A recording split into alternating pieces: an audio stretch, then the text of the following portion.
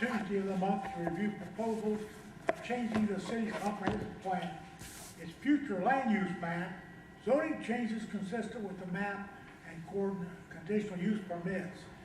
In accordance with city protocol, face coverings must be worn while attending this meeting, particularly given the number of attendees today and the inability to maintain adequate social distancing.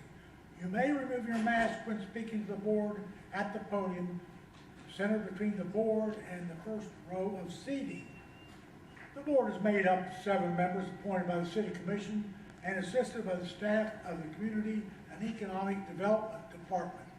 Staff will advance any presentation slides that should have been provided prior to the meeting. The meeting is divided into 2 parts. The first part is a public hearing where we expect to hear new applicants explain their request and receive comments from the affected parties. The second part of the meeting is termed the general meeting. Primarily consists of acting on recommendations from staff and about the cases that came up in the prior month's meeting. With that said, we'll move on to item 1.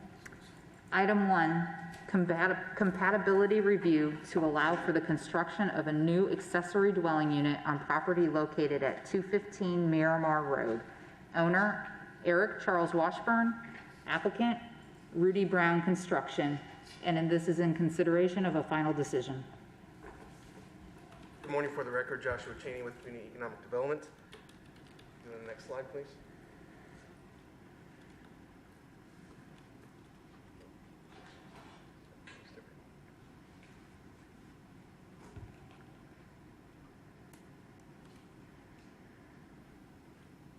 Looking at the map displayed overhead, the subject property is located at 215 Miramar Road. This is just north of the intersection of Morningside Drive and South Florida Avenue in the Casabella subdivision. The applicant is Eric Washburn, and he is requesting a compatibility review in order to allow for an accessory dwelling unit to be built on the 2nd floor of the proposed detached garage that will be constructed behind the existing 2,382 square foot home on the property. And the home was originally built in 1940. The parcel is approximately 0.41 acres in size. It has R1 UNH zoning and RM future land use.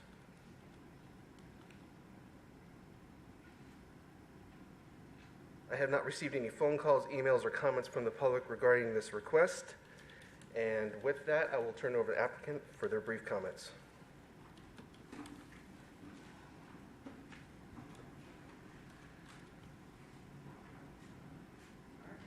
Good morning. I'm Eric Washburn, the homeowner. This is going to be an accessory dwelling that we're using as an in-law suite for our family that comes out of town. Your address for the record. Excuse me, sir? Your address. 215 Miramar Road. Yes, thank you. So this will be a 2-car garage accessory dwelling with a in-law suite for our visiting family. We're going to have a young child. We're having a baby here in the next couple months, so this will be a guest room for our visiting family. There was a garage in this exact same location that was destroyed during Hurricane Irma. A couple large oak trees fell on it. If you had looked at the satellite photo, there was trees in that area. 2 of those large trees had fallen and destroyed the garage where it stood. Looking at that photo, there's quite a bit of large trees. None of those trees are there post-hurricane. 2 of those trees fell on a garage that was in the exact same plot that we're looking at. We've spoken to 3 of our neighbors. They are excited that we're reinvesting in the property. We added a 2nd floor. It was a gut job renovation. Every single thing on the house is new. So we're just trying to continue that investment in the property in the neighborhood and make it an overall complete and nice project.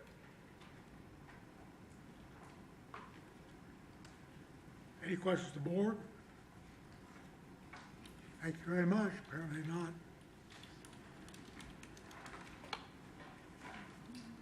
So in reviewing the application, staff has determined that the proposed ADU will meet the setback requirements, the height requirements, essentially all the development standards that are identified in table 4.3-1 of our city's land development code.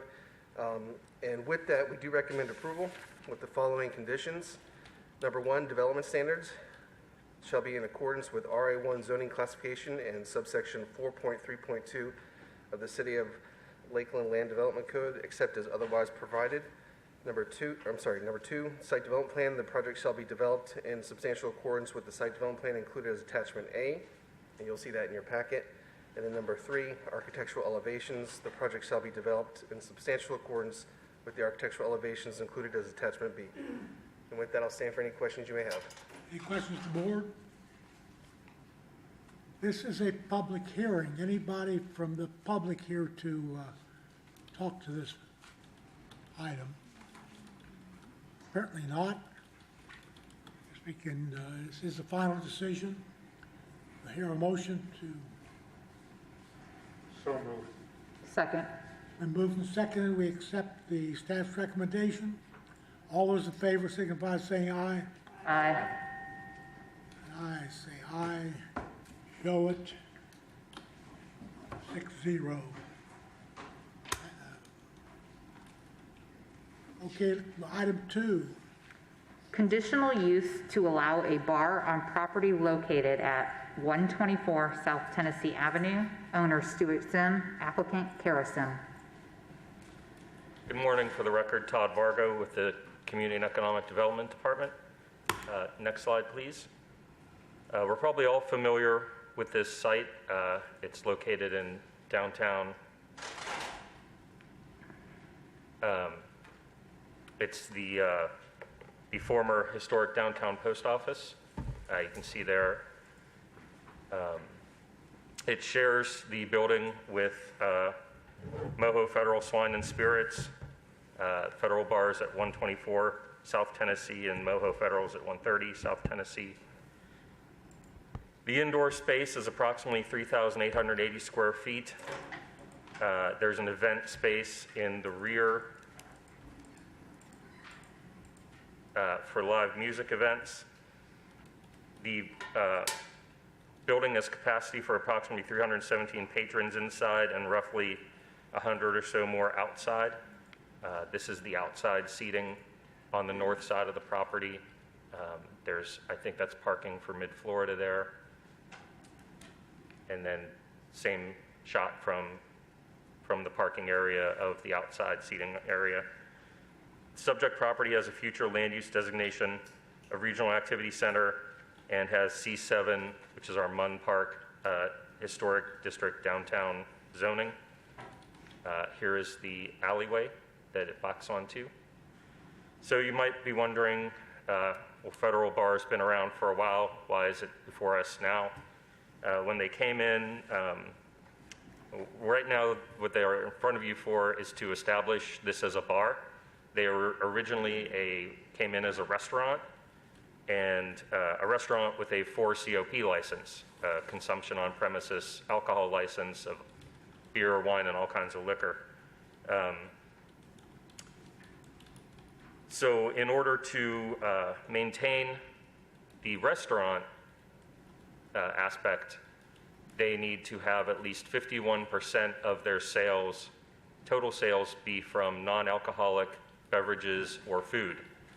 They are audited by the state's Division of Alcoholic Beverages and Tobacco, and unfortunately, Federal Bar did not pass that audit. So they can't be considered a restaurant because more than 51% of their total sales come from alcohol. So they can't be classified as a restaurant any longer. They're now a bar. We recently became aware of this change in classification. We recently found out that they failed this audit by the state, and we've been working with them to try and bring them forward to you for this conditional use so that they can establish Federal Bar as a bar instead of a restaurant.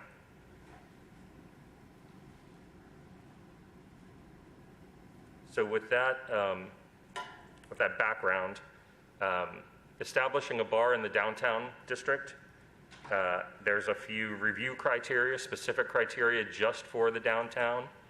And we've been through these before with a couple other ones. I think Descent Brewery came before you recently. The Rec Room came before you recently, and there's been some others since I've been here in the last 4 years. But the first criteria is whether the proposed use will result in a concentration of such uses within a particular block or part of a block so as to be detrimental to the growth and revitalization of downtown. If you look at a map, Federal Bar is the red star towards the bottom of the screen.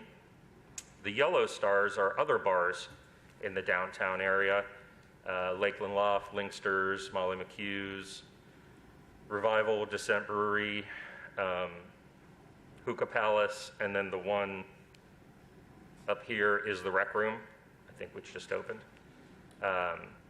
So really there isn't a whole lot of bars on Tennessee where the Federal Bar is. Most of the bars are concentrated on Kentucky and or Maine. B, whether the proposed use is in close proximity to other land uses that may be particularly sensitive or unduly harmed by the negative impacts of the proposed use, such as facilities for children or for the elderly. I'm going to go back to that slide. There really isn't any schools downtown, but there is a few churches. Federal Bar is located smack dab, pretty much right in the middle of it. There is All Saints Episcopal down here, which is approximately 820 feet to the east. And then on the other side, just off this aerial, and I apologize for that, is St. Joseph's Catholic Church, about 860 feet to the west. So Federal Bar is located between two churches, no closer than any of the other bars that are downtown. And then, of course, Munn Park is the civic gathering space downtown. Federal Bar is about a block from that. Main Street would serve as a barrier to, or a buffer between the bar and Munn Park. Whether the size or scale of the proposed use is appropriate at the specific location. Remember, they started out as a restaurant, so it is a little bigger than other bars in the area, but they do have a full-size kitchen. So they do have capacity, again, for 317 people inside and another 100 outside. So they were planning on being a restaurant, so they may be a little bit bigger than other bars, but not significantly bigger. And they also do have the live entertainment option in the rear of the structure. D, whether the owners and operators of the establishment are unlikely to manage and control negative impacts as evidenced by prior criminal records, code enforcement citations, or police service calls concerning other properties owned or operated by them, citizen complaints, or similar indicators. So what we do for this criteria is we run a background check on the owners through the Florida Department of Law Enforcement. We found through that background check there was nothing, no evidence of any criminal history or any other indicators that would suggest that they would have difficulty managing and controlling the impacts of the establishment. But Federal Bar has been around for a while. It's been open, I think, since 2018. So we also the Lakeland Downtown Development Authority asked Lakeland Police Department for the incident reports for Federal Bar and for some other bars downtown. They asked for a total of 5 bars. This is the incident reports for Federal Bar. There's 10 of them over a 2-year period. In that same 2-year period, the 5 bars, one had 0 incident reports because it had just opened. It actually wasn't open for 2 years. The other bar, again, Federal Bar had the 10. Another bar had 10. Another bar had 20. And then the last bar had 22 incident reports over that same 2-year period. So you see that Federal Bar is really right in the middle there of the 5 bars, 0, 10, 10, 20, and 22.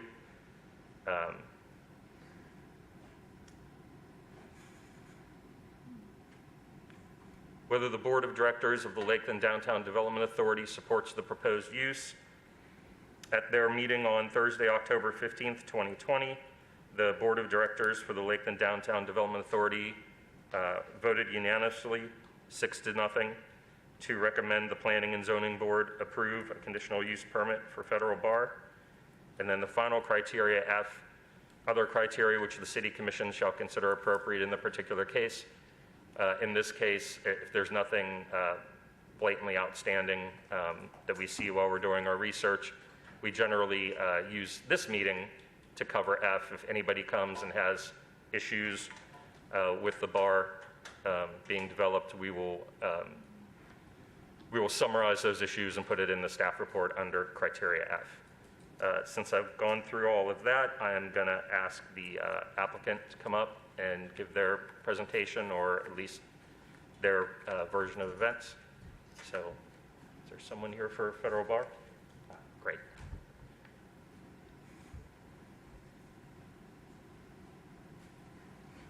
Good morning. My name's Stuart Sim. I'm the owner of Federal Bar. A couple of points I do want to bring up.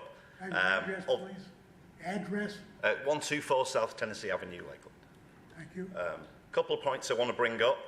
Yeah, we're trying to be zoned as a bar, but it's important to note those criteria are very, very specific from the Bar and Restaurant Lodging Association and DBPR.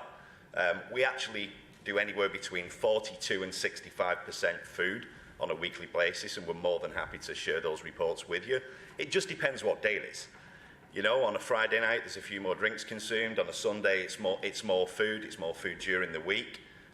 We put a lot of things in place that aren't required of us, but we put them there to make sure that we comply and we're being the best business that we can in downtown Lakeland. We've been an active member of the Florida Restaurant and Bar Association since we opened. Our staff are subject to quarterly training on checking IDs, making sure we don't overserve the service industry. We have software in place where we check IDs. It's actually a TSA software that I believe even the local police department doesn't have, because we're very conscientious as business owners in what we do. We saw that there was a few incident reports, like any business of this nature. We can't prevent who comes in the bar. We can only deal with that accordingly as and when they do come in, and we do our very best to make sure that that's dealt with efficiently and with as little impact as possible. I would like to ask all of you if you have any questions for me personally, if there's anything you would like to ask or you think would be pertinent to this presentation. Any questions from the board? I have a question. Will your licensure change because you're being classified as a bar as opposed to a restaurant? Absolutely not. We have a full 4COP license and a full restaurant license that we intend to maintain. As was mentioned earlier, we have a full commercial kitchen and our menu is available during the open hours of the building. The food's great. You should come down and try it if you haven't already. So basically, your operation isn't going to change at all. It's just a question of semantics to come in. Yeah, our kitchen will always be open. We make money from the kitchen. We enjoy that we make money from the kitchen. I think it enhances people coming downtown, and the event space predominantly up until this year, which has been really fun for the restaurant industry. It's actually more for kind of Christmas parties and events. We have a lot of them back there. If you look on our website or you look on our Facebook page, there's a lot of company events are held in that space at the back. The live music portion is generally only 2 days on the weekend. So yeah, we're going to be business from the day we open till the day, you know, hopefully it doesn't come where we close, but really our business hasn't changed. Board Member Roberts. What are your days and times of operation, and will approval change any of that? Approval won't change our operation. Right now we're on restricted open hours like a lot of businesses of our nature, just because of the way the year's been. We have to make sure that we can keep the doors open. We're Tuesday 3 till 11. That's through till Friday. Friday we're open till 1 o'clock. Saturday we're open till 1 o'clock, and Sunday we're open till 5. Any other board member? If not, this is a public hearing. Anybody from the public wish to address this issue? Apparently not. This will be brought back next month for final decision. Actually, it's a conditional use, so this is, you vote on it today. And I do have conditions of approval, which I will read. Number 1, site plan. The project shall be developed in substantial accordance with the floor plan included as attachment C. That's the one you saw at the beginning of my presentation. Minor adjustments may be made with the approval of the Director of Community and Economic Development. Number 2, permitted uses, a bar.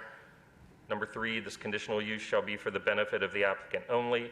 Should the ownership of the establishment change, including the sale or transfer of a majority interest in any business owning the establishment, or should the establishment be leased to another person or entity, or the business tax receipt allowing for the bar at this location lapse for a period of 365 days or longer, a bar shall not be reestablished without the approval of the City Commission. Number 4, the City Commission may revoke this conditional use upon the occurrence of more than one violation of the provisions of this ordinance, or upon the occurrence in any 12-month period of more than 5 City of Lakeland code violations, Lakeland Police Department registered incident reports, or any combination thereof. Number 5, the conditions contained herein are intended to operate cumulatively. In the event of a conflict between any of the above conditions, the more restrictive condition shall apply. These are the same conditions that we have done for every bar downtown since I've been here, and we recommend approval.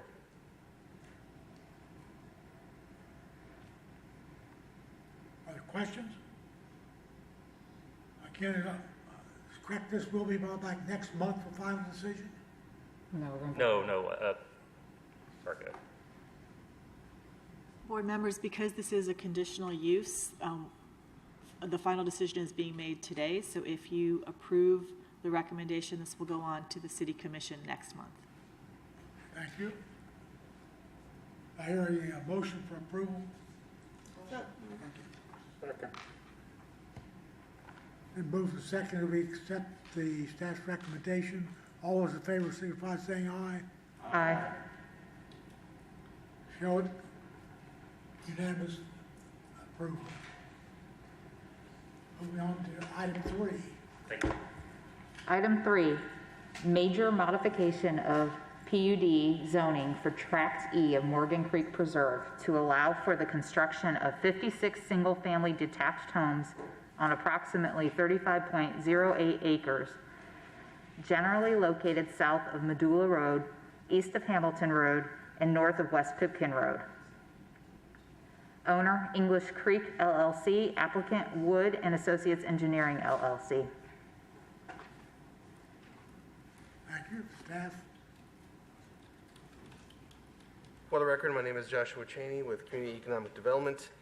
The applicant has requested a continuance to next month's meeting due to a de novo hearing with the county.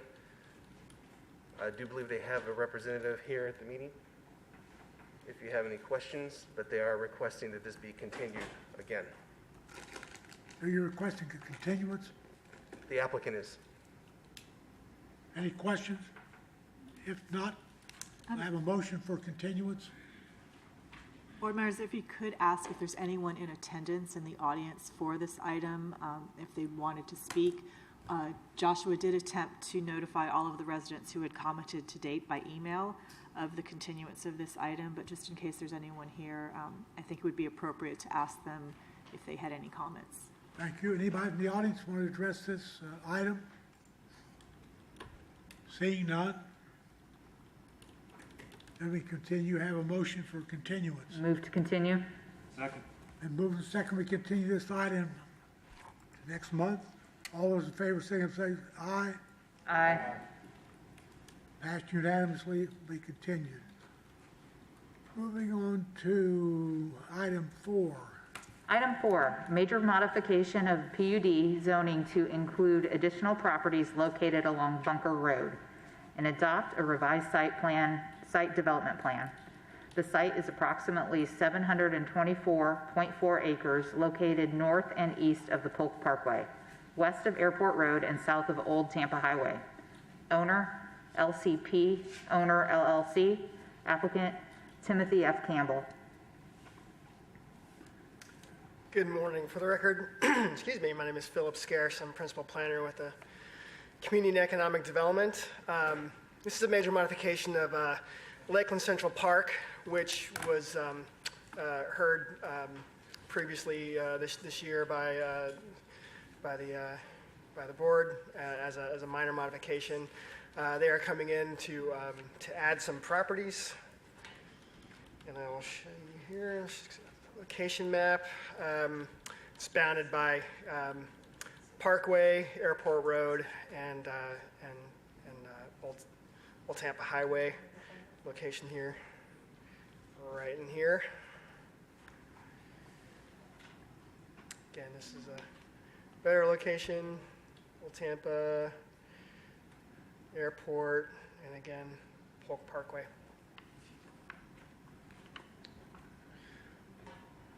The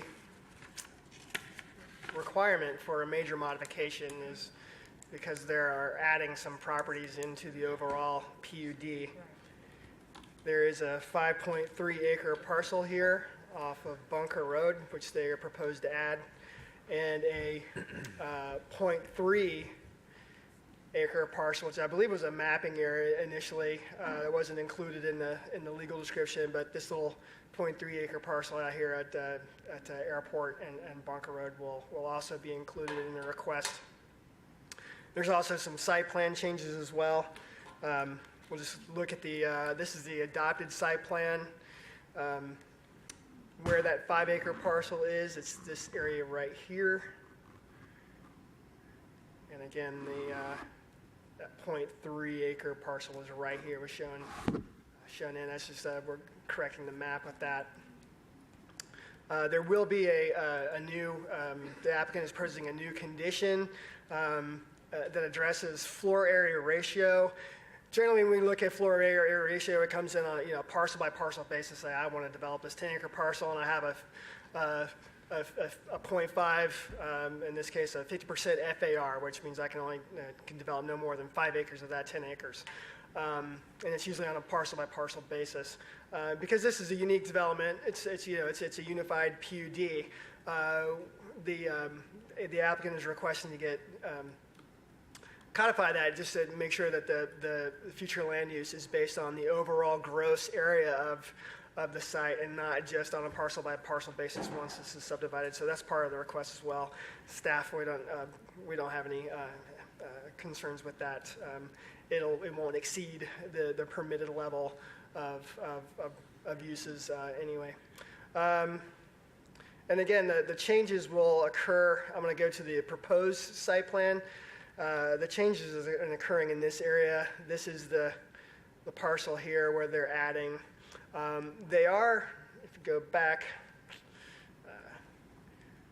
along their spine road, they had some office and retail uses here at Airport Road and their spine road.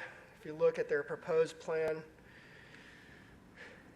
they're reducing that.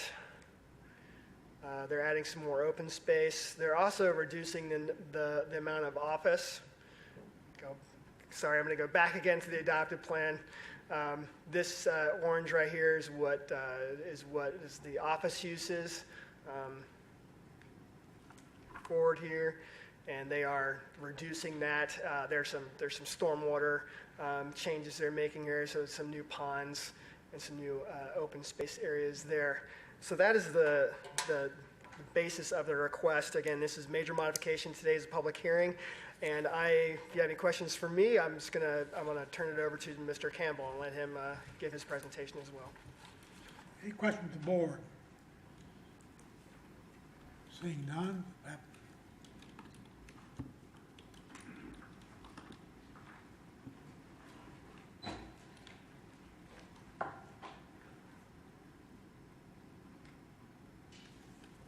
Good morning, Mr. Chairman, board members. For purposes of your record, my name is Tim Campbell, Clark Campbell, Lancaster and Munson, 500 South Florida Avenue here in Lakeland, representing the LCP owner, the property owner, and applicant. Philip has very well explained our request. It's pretty simple. Actually, both of those parcels, the lot and the sliver, were both owned by Flagler and conveyed to LCP when it bought the overall project.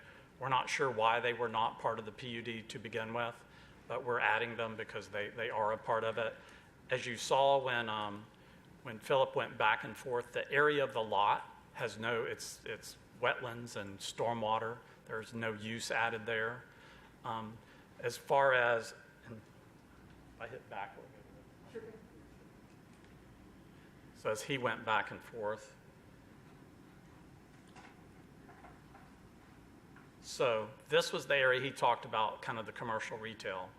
And I can tell you that LCP owner would love to have all that available for commercial retail. But as it went in and did some more detailed environmental analysis, this area that you saw removed from it simply is not developable, or they would have kept it. And so that's why you see the more detailed, this is the uplands that is left. And so that's what we left. As far as the office reference, so if you remember from early on, you know, a couple of these lots were a part of the historic Steeplechase neighborhood, and some of those residents were here early on. But we've worked with them. We actually bought some lots that are not in the PUD. We basically entered into an agreement where we self-imposed some restrictions between the boundary of the residential neighborhood and our development. And the goal was to allow, as you saw in the proposed plan, to be able to accommodate a larger type of office or distribution use building here along the parkway. That was our goal all along. And so necessarily this portion was formerly office, and we've left this office. And like Philip said, we have some more specific design. As far as the floor area ratio comment, that was as we've already begun some development, some more specific development on a lot here in phase one. And as we went through that and discussed the floor area ratio, they said, you don't have to worry about it on a lot by lot basis. And because this is a long development and complicated, we preferred that it be codified so that we and our lenders and purchasers could all rely and understand that. So that was simply to codify what the staff had already told us. So, and it's only a major modification because we were adding land to it.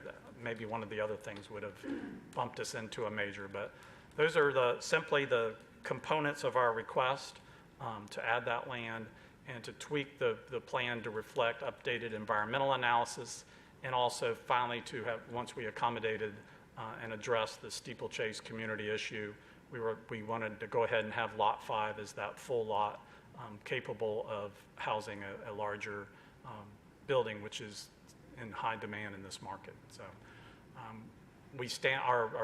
our traffic engineers have been working with the city and with DOT. As you can imagine, both the city and DOT are interested in the airport road corridor. And then so that work is ongoing. We don't have any issues with that. Actually, the removal of the component of commercial retail from our plan reduces our overall trip count for our development because commercial retail generates a lot of trips. But we're doing that. Richard Stiles is our traffic engineer with Stantec. He was not able to be here today, but Jeff Williamson with LCP owner is, and we stand available for any questions that you may have. Any questions to the board? Seeing none. This is a public hearing.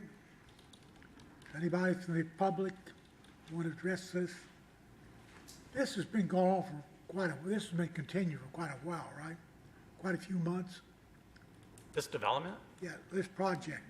It's been for 10 plus years that Flagler came in. Flagler came in and did this Lakeland Central Park, and then it kind of sat for a while. When LCP came on board, one of the components, the economy impacted a bit, but one of the components was having to construct that entire spine road all at once and do all the infrastructure together that hampered the ability. So the first thing that we did when LCP came on board was asked to be able to phase that road. And so the first phase is on New Tampa Highway, Old Tampa Highway, New Tampa Highway, I always forget which one it is, 542. And so that's phase one, so we can do that. But yes, it's the same development with some of these tweaks as we do more detailed environmental analysis and plan to move forward. But the LCP owner is moving forward. We're in we're moving forward with kind of phase 1 approvals, phase 2 approvals, and one of the specific lots. So they're definitely moving forward and excited to move this project forward in the city of Lakeland. I have a question. The green open space on your modified map, does that mean, were you referring to that as not being developable? Is that what I understood you to say? Correct. Okay, so it will just remain open space for the residents that are surrounded, that are in that little bubble there? So here are the, here are where the residents are. Mm-hmm. I was thinking right. This green? Nope, the bright This? green, yeah, that green. Not only is that green, that was included for the reason probably exactly why you pointed it out. There's also a restriction there. We did the restriction, we agreed to the restriction before we had finally determined it wasn't developable anyway. So it is doubly protected. So that is protected. This area is a big forested wetlands, and you can see it runs down along those lots.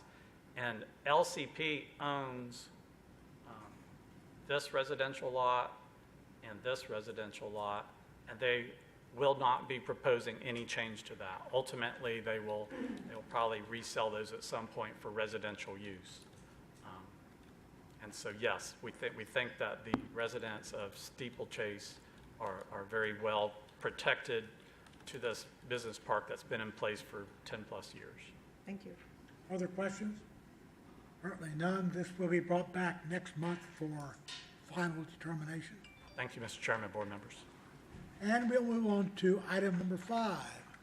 Item 5, change in the future land use designation from residential medium to community activity center, and a change in zoning from O1 low impact office to C4 community center commercial on 3.17 acres located at 1723 and 1727 US Highway 98 South, and a change in zoning from RA3 single family to O1 low impact office on 1.83 acres generally located west of US Highway 98 South, east of Fredericksburg Avenue and north of Fredericksburg Place. Owner, 1723 US Highway 98 South LLC, Sharon Hall and Lou Hall Jr., applicant Shelton Rice.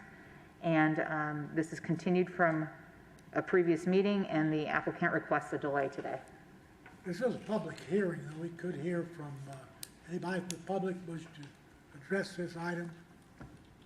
Apparently not. I'll entertain a motion for continuance. Move to continue. Second. And move the second, we continue this item. All those in favor signify by saying aye. Aye. Show it passing unanimously. Now we'll move into the general meeting. Item 6 is review the minutes of the October meeting. Anybody have any comments about the minutes of the last meeting? I have one. Item 5, it wasn't 5-0, it was 4-1 on the approval on the cell tower. Thank you, Your Mr. motion Chairman. for- I believe we had already noted that change, and that change has been made to the minutes. Your motion to approve the minutes as amended? So moved. Second. And moving second, we approve the minutes as amended. All those in favor signify by saying aye. Aye. Show it approved unanimously. And we'll move to item 7. We're now in the general meeting.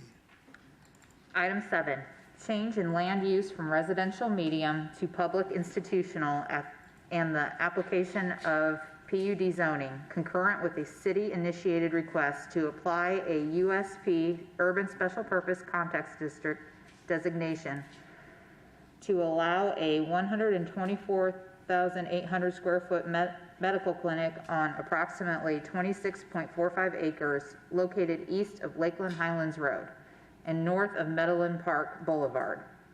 Owner, Holloway Park Foundation Incorporated, applicant Neil Strelo. Have staff presentation. Good morning again. For the record, Philip Scarce with Community and Economic Development. And I just wanted to point out a change. I apologize, the slide wasn't changed, but we corrected this at the last meeting at the applicant. It's on your staff report that the total square footage of this Veterans Administration Clinic is 133,000 square feet, not the 124,800. So we did note that last time, and it is in your staff report, so that wasn't overlooked. There was a error in that slide. So we are looking at a future land use and rezoning for 24 acres, 26.45 acres north of the Parkway here off of Lakeland Highlands Road, just north of the Sam's Club. And we'll zoom in here a little bit more. So this is the subject property here. This is Meadowland Park. Drive there, and there you can see Sam's Club. So that's right at the terminus of Meadowlands Park here, and around it is the Holloway Park, where they have running events and things like that. Just to give you a broader picture here, the site has got the Blue Star again. Sam's Club, if you recall, just the south of the Parkway was a recent approval for rezoning for Orlando Health. You have Lowe's and Bell's here, and we also have a future storage, self-storage use coming in right there at the corner of Meadowland and Lakeland Highlands Road as well. So it just gives you an idea where this is all fits into the big picture of Lakeland here. The subject property is appropriate for the use. The property has remained without zoning since the RM land use designation was adopted in 2001. So this is unzoned property. Due to the adjacent commercial uses to the south and west and limited access on Meadowland Park Boulevard, there's minimal demand for development on this property for residential purposes. When looking at this, they submitted a transportation analysis to take a look at those transportation issues along Lakeland Highlands Road. And in the surrounding area, we have some deficiencies north there. I mean, in the Edgewood area, that was identified during the last review for the Orlando Health. So we know there's some transportation issues out there. VHB, on behalf of the applicants, prepared a transportation analysis for the Veterans Administration Clinic. Is going to generate approximately 4,762 daily trips, 439 AM peak and 330 PM peak hour trips. Existing conditions analysis show that all studied roadways operate at an acceptable level of service. The future conditions show that all the intersections will operate as under acceptable levels of service as well. And they show that in the build and no build scenario. So even without this development, those intersections will operate acceptably. There is one, I'm sorry, let me back up. There is one small failure, and I said it's not small. It's a small delay at the on-ramps. That was modeled to be shown insufficient with this project or not. But again, it was a very slight delay at one of the on-ramps. Overall, the analysis suggests that the proposed VA clinic does not increase the need for any off-site or intersection improvements. However, the existing segment failure on Edgewood Drive and West Lakeland Highlands Road requires additional multimodal mitigation in order for the new zoning entitlements to be granted for larger chip generation that has significant impact within that corridor, as we mentioned, that Edgewood Drive corridor. Further, the nature of the VA clinic as a major healthcare facility with a client base that may or may not have access to automobile increases the need for transit-based concurrency and mitigation measures.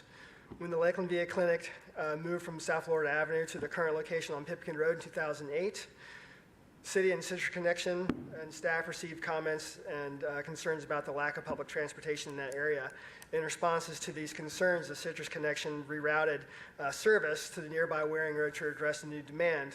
For the subject property, the Citrus Connection must receive additional funding to reroute its Orange Line to establish a new route until the Orlando Health Service commences.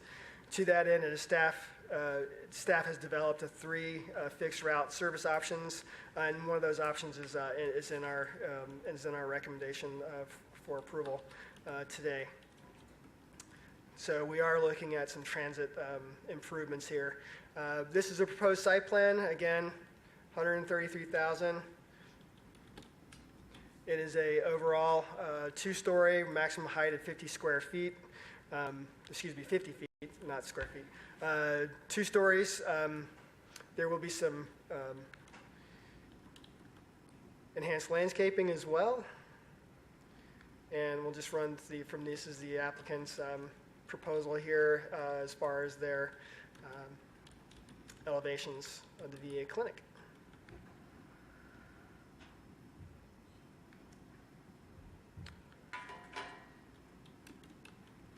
And it is recommended that a PUD and application of USP and the future land use is found consistent with the comprehensive plan. And staff does recommend approval as described in above attachments A, B, and C that are attached to your staff report. And I'm going to read the conditions into the record. A, permitted uses and development standards. Number 1, permitted uses, a 133,000 square foot medical clinic providing outpatient care and related administrative support functions. 2, development regulations in accordance with the O3 zoning district and urban special purpose USP context subdistrict standards except as specified below. 3, site development plan. The proposed project shall be developed in accordance with the site development plan as attachment C with the approval of the Director of Community Economic Development. Minor modifications may be made at the time of site plan review without requiring a modification to the PUD. Number 4, maximum building height is 50 feet. Number 5, off-street parking, buffering, and landscaping in accordance with the Land Development Code. Number 6, platting. The clinic shall be platted separately in compliance with Article 9 of the Land Development Code of Florida statutes. This plat shall be recorded prior to the first building permit issuance. And B, transportation. A binding transportation concurrency determination shall be made at time of site plan submittal. And then now we're getting to transit-based transportation mitigation. Prior to the site plan submittal, the developer shall submit a plan for transit service to the new VA clinic. The transit service may be operated by Lakeland Area Mass Transit District or by representatives of the Veterans Administration Clinic and or developer. The transit service shall be operational upon issuance of the certificate of occupancy. B, the site development plan shall include a covered ADA compliant transit stop at the location that is determined acceptable by the Lakeland Area Mass Transit District. Prior to site plan approval, the developer shall execute and record the transit stop and access agreement with LAMTED that is recorded with the Polk County Clerk of Courts. Number 3, transportation demand management mitigation. The developer shall implement the following TDM measures consistent with section 10.4.2.2.c of the Land Development Code. A, 5% of the proposed parking. There we go, sorry about that. A, 5% of the proposed parking shall be dedicated to VA clients who carpool, vanpool nearby VA hospital or associated healthcare facilities. B, the VA and or developer shall participate in the Florida Department of Transportation Commuter Assistance Program. Number 4, bicycle parking. 32 bicycle parking spaces shall be provided in close proximity to the principal clinic entrance in compliance with section 4.11.6 of the Land Development Code, 10 of which shall be covered spaces for long-term bicycle parking. Covered spaces may include racks under roof or lockers that protect bicycles from the elements. Non-covered bicycle parking devices shall be designed and constructed in accordance with Index 900 of the City Engineering Standards Manual. And number 5, site access. Access to the clinic shall be provided via an eastward extension of Meadowland Park Boulevard and a roadway extended northward from Meadowland Park Boulevard as depicted in attachment C. That was the approved site plan.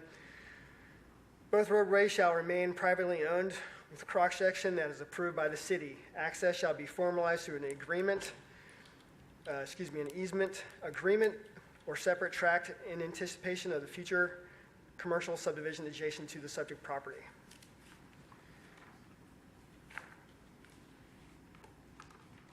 And stand for any questions you have. Philip, Questions from the board on the staff's recommendation? Philip, could you just make mention of the changes to the transportation conditions? So what you have in your packet is slightly different than what was just presented to you. After the packet was mailed, there were some additional conversations with the applicant and specific to, I believe, the transit mitigation requirements. I don't know if Philip has an underlying strike through. I apologize. I was reading the staff report, and I apologize. I turned the page and I thought I was right there, but I am not. I wasn't on the wrong page. So I was on the incorrect page. So let me do that again, and I apologize.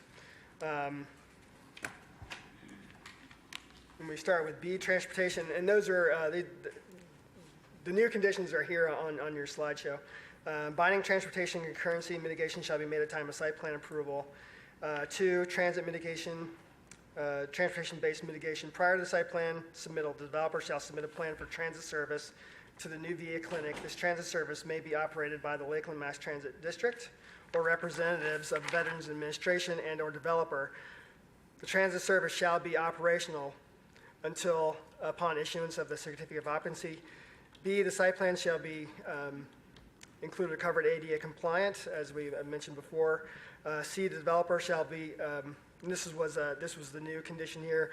The developer shall be eligible to receive a $150,000 city transportation impact fee credit for any transit vehicle service purchase for the service operated by LAMTED, available to the public. They have the TDM measures, and so I apologize. I was on the staff report and I turned the page and I didn't go to my revised conditions there. So these are the revised conditions you have based on the screen. So I'll stand for any questions you may have. I have a quick question on the site plan. If you could go back to that, please. The drive along the south side of the property, it doesn't show it connecting into anything. Is that just because of the property line on the rendering? It doesn't show it connecting into another road? But Yes, that's just here, it'll dead end here, and that's it's going to be maintained under private ownership. So they have the connection. They have the option to connect it with the Holloway Park in the future, but the condition requires that to be under a private roadway. But it will terminate there to the north, Holloway, Okay. and then this is Meadowland Park Boulevard right here. Okay, thank you. Any further questions about the staff's recommendation? Chairman Higgins, before you vote, this does have a large-scale land use amendment component. We would ask that you vote on that separately from the zoning and context change. So vote on the land use first, and then have another motion vote for the zoning and the context change.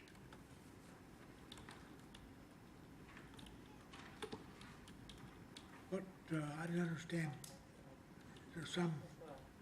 This is up for final decision, right? It is. The request was to, there's 3 separate motions that need to be made. One for the future land use, the second for the zoning, and the third for the context district.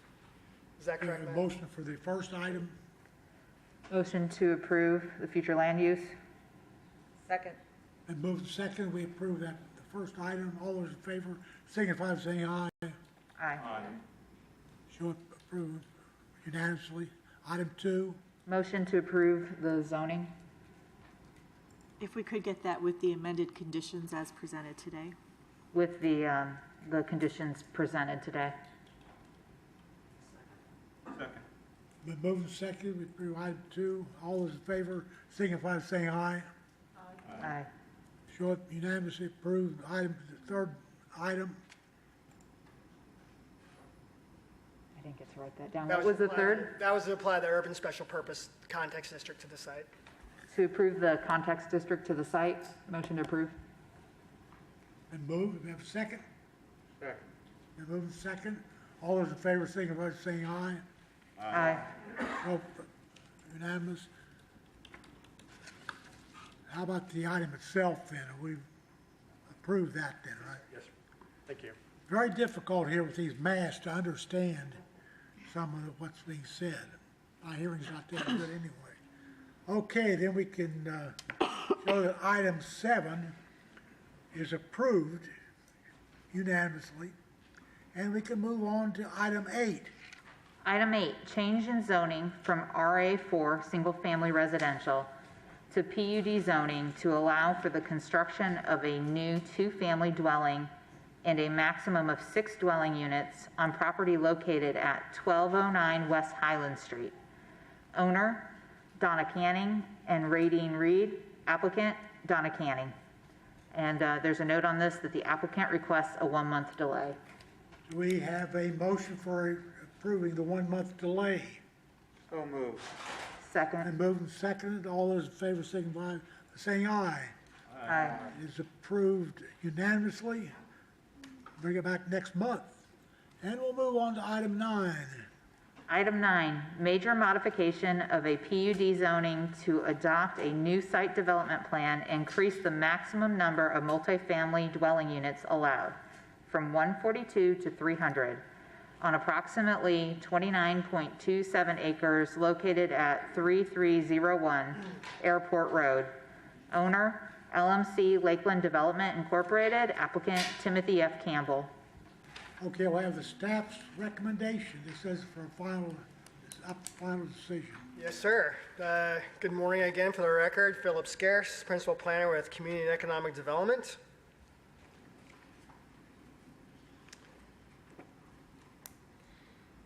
Tim Campbell, on behalf of LMC Lakeland Development Incorporated, requests a major modification to a PUD to adopt a new site plan and to increase the maximum number of multifamily dwelling units allowed from 142 to 300 on approximately 29.27 acres. And we remember the site from last month, right here at Carillon Boulevard and Airport Road.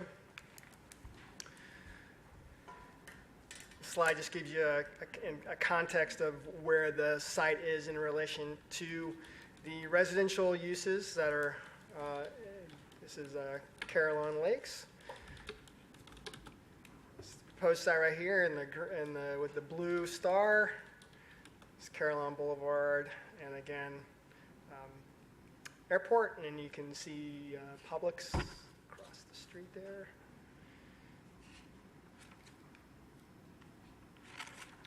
Subject property has a future land use designation of residential low, residential medium, and interchange activity center. So RM, RL, and the IAC. Or I'm gonna be calling the interchange activity center the IAC for future, so I don't have to say that tongue twister for all morning. The IAC future land use designation is a special category to address the unique opportunities associated with land development at limited highway interchanges. A little history about the IAC in this site. The Interchange Activity Center future land use designation was assigned in 2000 and replaced the prior Community Activity Center designation in reaction to the construction of the Polk Parkway. The Planning and Zoning Board's recommendation at the time noted the growth trends and the need to capitalize on increases in the industrial, office, and non-residential uses in the area. And if we look at the post-Parkway construction today, the western portion of the lake, and it continues to see substantial employment and residential growth, particularly around the Lakeland Airport, with companies with obviously Carillon Lakes. You have Publix, you have Lakeland Central Park, as we just heard. Lakes at Laurel Highlands, you got Rooms to Go, Airports Commerce Center, and lastly, the Amazon Regional Air Hub. This growth has created a unique demand for single as well as multifamily housing options, which the applicant seeks in this case.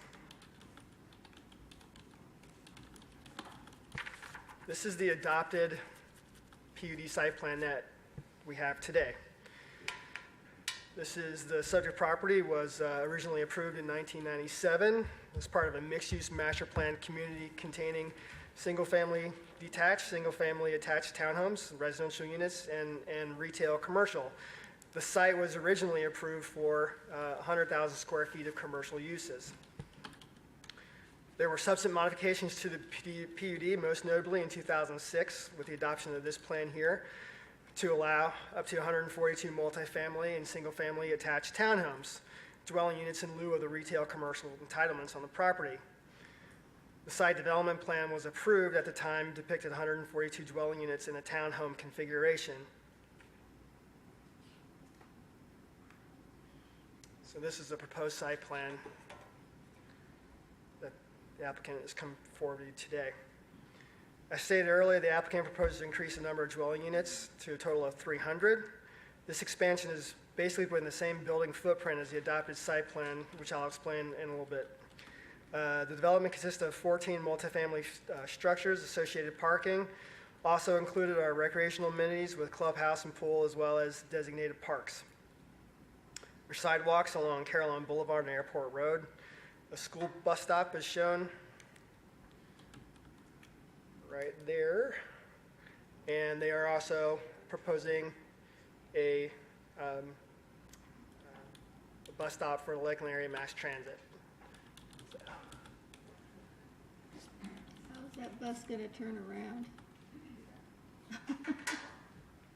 Man, assuming it's coming in off of Airport Road, how does it turn around? That's pretty narrow right there. Well, they would come in, turn around in the, they would have to be approved by the school board, but they would come in and turn around in the apartment complex and then come back out. Well, I'm looking at both the transit bus and that. So how would they turn around to get back out? Because that's pretty narrow right there. Right. Again, the ultimate approval will have to be up to the school board. They will have to, the final approval, the final location of the bus stop will have to be approved by the school board. It could be interior to the development, right here, but right now they were just showing it out here on Caroline Boulevard. But that is just, it have to be approved by the school board prior to site plan approval. There are two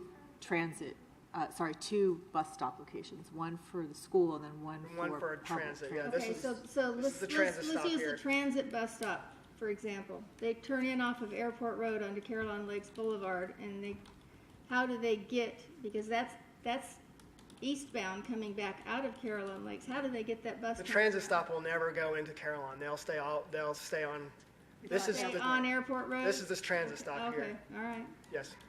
So they'll be coming north on Airport, right there. They won't, a Citrus Connection bus will never have to go on Caroline. Okay, so it's just the school bus then? So letters and notifications were mailed to 270 property owners within 500 feet of the subject property. At the time of writing the staff recommendation, we received 22 letters and emails and 5 calls received in objection. I'm sure I've got a few more than that after I wrote this about a week ago.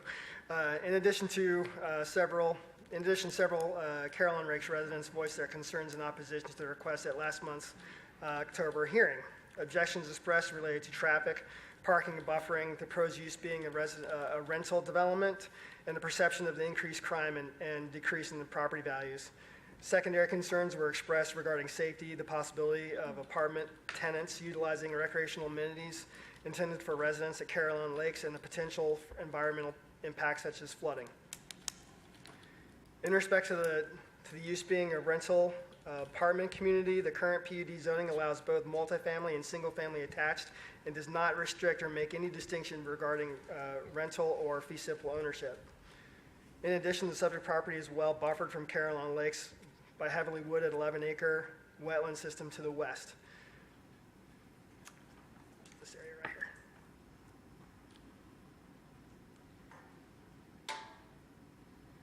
To supplant this, the developer has agreed to construct a buffer fence along Caroline Boulevard, which will act as an additional buffer for Caroline Lakes residents. Importantly, the proposed multifamily development includes its own recreational amenities such as community clubhouse, swimming pool, multiple little pocket parks, and which suggests that concerns that tenants having the apartments utilize the amenities at Caroline Lakes. I would just have a better chance of getting into Carolina Lakes as these residents would, getting past that gate. So they have their own recreational amenities here, so they will have no need to use the facilities in Carolina Lakes unless they're a guest, which may be the case. Well, is this developer proposing any changes to keep the residents of this community from walking back into Caroline Lakes? Are they proposing any enhancements at that gate to protect the Caroline Lakes community? The security at Caroline Lakes is not going to change. I can't walk past that. I can't walk past that gate if I walked up to the gate, or I couldn't drive in unless I was in a city car. But you have to show that you can get into. You have access to get in there. Board members, I would ask that if you could allow the staff to go through the recommendation, because I think some of the questions that you're asking will be addressed in Philip's presentation. And then if you could just hold the questions till the end, that would be appreciated. Thank you. Thank you. With regards to the environmental impacts, the subject property contains 2 significant wetland areas. As I mentioned, an 11-acre and a smaller 5.6-acre wetland right here. There's wetland here, and then again, the wetland there. And that, again, that serves as a natural buffer to the residential uses to the west. The larger area is part of a 125-acre wetland system within the Greater Carolina Lakes development. The entire community has environmental permitting from the Southwest Florida Water Management District. The permit and plans for the original stormwater permit for Carolina Lakes was originally approved in 1997. The subject site was included in the master plan for the stormwater master plan, assuming an 85% impervious surface ratio. So this development was modeled, this 24 acres was modeled as 85% impervious when this originally came through in 1997. This means that the stormwater ponds were constructed as part of the master stormwater system, were sized and accommodated to this certain amount of stormwater runoff for this area. Comparing the amount of impervious area of the proposed 300-unit development versus the existing PD plan, the proposed plan is 54.93% impervious versus 51.35, which is only an increase of 3.5%. I'll show you that here. What you have in purple is the proposed, is the existing impervious area that's adopted today. What you see in green is what's proposed. So there's only a 3.58% increase in the change. So there's minimal change in the impervious surface area that's proposed by the applicant.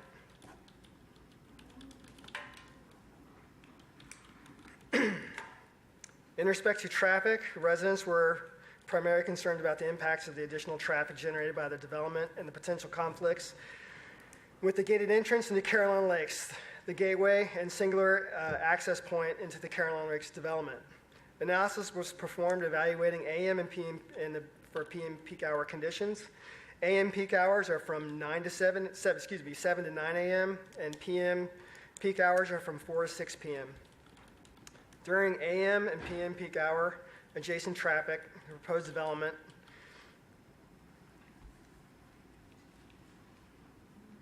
during the AM peak hour development between 7 and 9 a.m., the development is expected to generate 108 trips, 28 of which are inbound, 80 outbound. The development is expected to generate 132 PM peak hour trips, or 81 inbound and 51 southbound.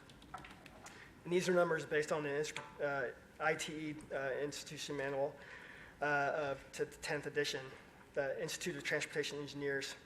To mitigate any delays, the applicant is proposing to construct an eastbound right turn lane on Carillon Boulevard at Airport Road and a westbound left turn lane into the development site to accommodate the additional traffic. The proposed right turn lane is designated to accommodate 13 stacking vehicles. Here. It's a new right turn lane. And the left turn lane is designed to accommodate 9 stacking vehicles.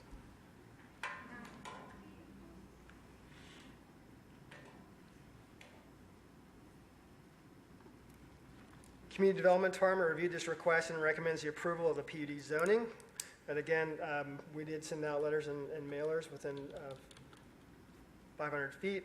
We did receive 22 emails and 5 calls. Objections were previously stated and reported, and we think we've addressed within the staff report that you have. So I'm going to read the conditions into the record. It is recommended that the request for a major modification of the PUD as described above in attachments A, B, and C, and Exhibit 1 and Exhibit 2 approved subject to the following conditions. A, we're going from townhouse to multifamily residential. Number 1, land use intensity, 55% maximum impervious surface ratio. Permitted uses, multifamily dwellings along with customary accessory uses such as clubhouse, swimming pool, and related facilities. Maximum development of 300 dwelling units. Development regulations in accordance with the MF12 zoning district and the suburban neighborhood district, a subcontext district. Number 5, site development plan. The project shall be developed in substantial accordance with the site development as included as attachment C.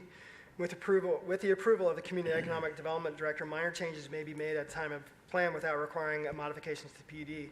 Changes in building orientations which promotes cross-access may be allowed administratively, at the time of site plan review. Number 6, sidewalks. In accordance with the Land Development Code, an 8-foot wide pathway shall be constructed along site's State Road 572 airport frontage. Number 7, a school bus shelter. Prior to the issuance of the first certificate of occupancy for any multifamily units, the developer shall install a school bus shelter to serve all of Caroline Lakes and shall coordinate with the Polk County School Board and the Community Economic Development Department to determine the appropriate location. The shelter shall be connected to a sidewalk system and shall be provided with a bicycle rack. Number 8, transit shelter. Number 8, transit shelters. Prior to the first certificate of occupancy, the developer shall construct a transit shelter and a bus bay, along the site's State Road 572 Airport Road frontage at a location and with a design that is appropriate by the City of Lakeland and the Lakeland Area Mass Transit District or successor transit agency and Florida Department of Transportation. Number 9, site access improvements on Caroline Boulevard. Prior to the first certificate of occupancy, the developer shall construct eastbound right turn lane on Caroline Boulevard intersection and a westbound left turn lane on Caroline Boulevard site entrance. There is a typo there that last eastbound should be a westbound. The final design shall be consistent with those shown as Exhibit 2, but shall be approved as part of the development site plan and permitting process. Number 10, FDOT permitting. FDOT shall review and approve all improvements within Airport Road right-of-way and the Airport Road Caroline Boulevard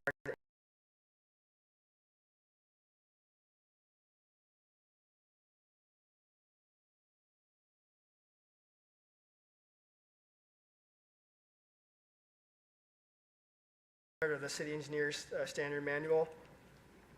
And lastly, an aviation agreement. Prior to site plan approval, the applicant shall sign an aviation agreement prepared by the City of Lakeland. So that is staff's recommendation. And Board Member Tom, to address your specific questions, the applicant is proposing a fence around the project site. I believe it's decorative along the Caroline Boulevard frontage, and then as it goes into the wetland area would be a chain link fence. Regarding the 2 bus stops, so the school bus stop is proposed to be on Caroline Boulevard to consolidate any school bus traffic that's currently occurring for the neighborhood where it's going into the gate, and I believe it is going to the clubhouse area, from what I understand from the residents. So this would just move all of that now out to Caroline Boulevard, and then the public transit stop is proposed for Airport Road. Okay, so, but they're doing nothing to mitigate the potential for the apartment residents to access back into Cleveland Heights on foot, or into Cleveland Heights, Caroline Lakes on foot. They are securing their site, so the applicant is securing their site with landscaping and fencing. There's nothing that would prevent anyone even walking down Airport Road from going to the guardhouse and gated entrance to Caroline Lakes. That guardhouse is going to remain in place. And again, they're providing their own on-site amenities, so these residents will have no reason really to use the pool at Caroline Lakes. Any more questions about the staff recommendation? I have a question. The original PUD that was approved with the townhomes were for single-family townhome attached, but they were for purchasing, correct? They were not for leasing purposes? No, you could, if this was approved today, they could be for rental or fee simple ownership. There was no specification in the PUD at the time that says these have to be home ownership.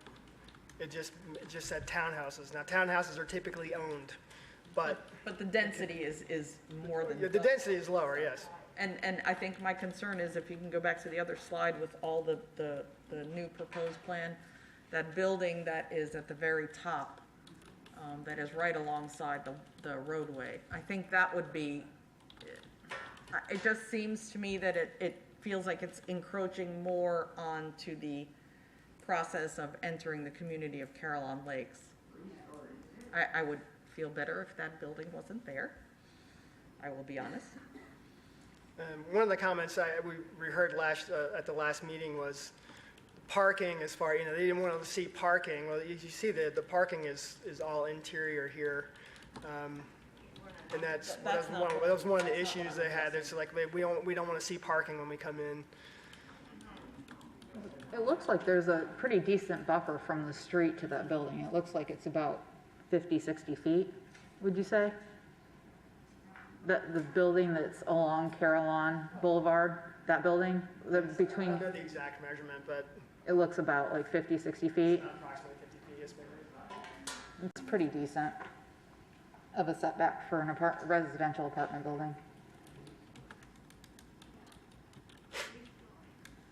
Yes? I have two questions. First off, the public transit station is on the west side of a divided highway. How do you handle northbound bus traffic? Are you proposing that there will be a stop on the other side of the airport road in front of Publix? Good morning. For the record, Chuck Barnby, Community Economic Development Department. At this time, the Citrus Connection only operates a southbound route on Airport Road. And actually, during COVID, that service has been suspended, but they anticipate to reinstate it here soon. We have talked with them about the potential to add a northbound route, particularly because of Publix's headquarters expansion and some of the development to the north of the Polk Parkway. We have some funding that's being provided by other development activity in West Lakeland that would provide an opportunity to initiate northbound service on Airport Road, but nothing's been finalized yet. So really at this point, the transit shelter would just serve that southbound direction with what they call the red route. That runs down to Drainfield, out to County Line, and then back up to Old Tampa Highway. So it's a big loop in West Lakeland. But the hope is at some point in time we can get more transit in the northbound direction. So realistically, that at this stage, that is not going to do anything to alleviate traffic problems because people have no way to get back. It would be, you do have a way to get back, but you have to ride that loop. So you're riding another probably 40, 45 minutes. Okay. It is definitely not optimal. Okay. My second question then is, I'm looking here at this edition that you submitted regarding traffic. And according to what you had said previously, that there were 492 parking places within the development. So that's saying 1.6 vehicles per unit. You just do the math. Correct? That's what they're proposing, 1.6 vehicles per unit. That's what their traffic assessment was done on? Okay. So what you're saying to me then is, with what these numbers are, that only on the inbound routes in the morning, that you'll have 80 out, 80 cars from that comes out between 7 and 9. That's only 16% of the total cars that are in there. Is that accurate? That only 16% of the vehicles that are there would be leaving in the morning? Only 16% of those people go to work or go to school between 7 and 9 in the morning? And I'll take that one as well. Actually, the applicant's traffic consultant is in the room as well for specific questions related to the study. But in terms of the inbound and outbound trips for both the AM and PM peaks, those are derived directly from the Institute of Transportation Engineers. So that's the national set of guidelines that are based on research around the country in terms of trip generation.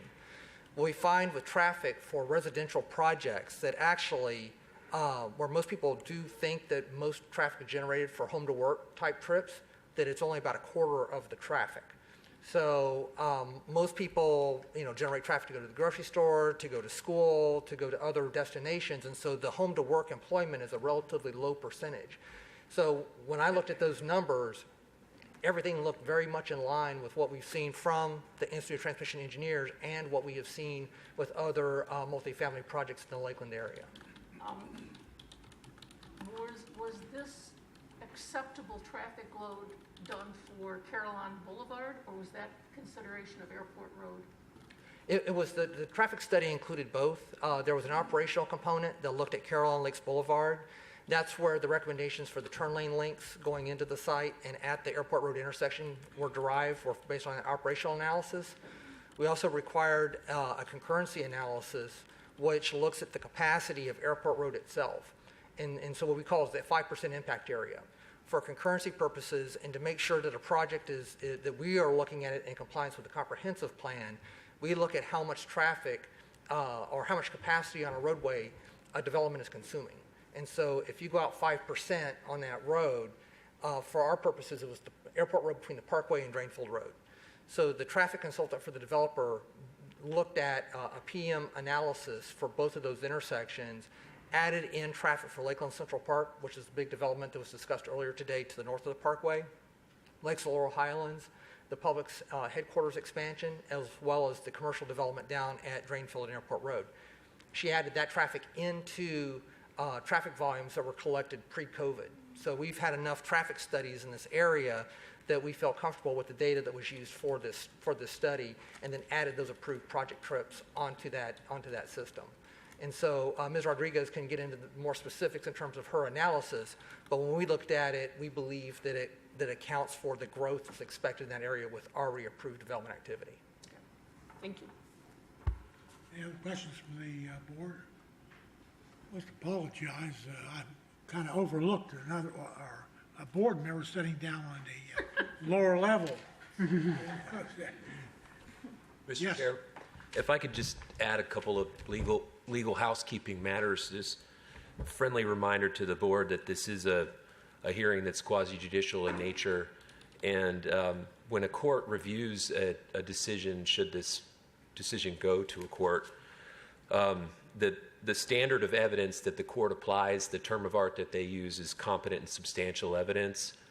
And the way the courts describe that standard is that if you're going to rely on a fact, the person testifying to that fact needs to be someone that is capable of speaking to it. So if it's got to be something that they have personal knowledge of, or if it's something that's technical in nature, it's more of an opinion type testimony, then that person needs to have the technical expertise to be able to opine on that fact or opinion. And then normally when the board makes their motion, if the board is adopting the staff recommendation, it's simple enough to just make a motion to adopt the staff recommendation. The maker of the motion doesn't really need to state the basis of their motion because they're adopting what the staff is recommending, and the basis of the motion is included in the staff recommendation. Now, obviously, the board gets to make the decision, not the staff, so if the board is going to deviate from the staff recommendation, then the maker of the motion will need to state the basis for their decision in that motion. So they can't simply move to approve or move to deny. They will need to elaborate further as to what the basis of that motion would be if it's going to be different than what the staff is recommending. So, and I'm open to any questions if anyone has any on those 2 points. So you're saying if you vote to deny, you have to have a reason. Right. It would need to be stated in the motion to deny. Any questions from the board? So I guess we're ready for a motion. Motion to approve. Just a motion, whatever, approve, disapprove, whatever. Motion to approve based on staff's recommendation.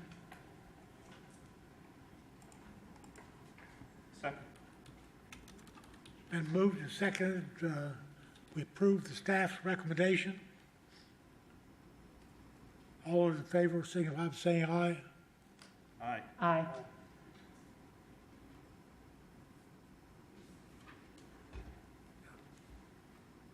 Mr. Chair, I might suggest calling for a vote again and having a roll call vote there. It seemed a little unclear to me. Okay, the board members, start down to my right. Nay. Is what? No. No? Aye. Aye.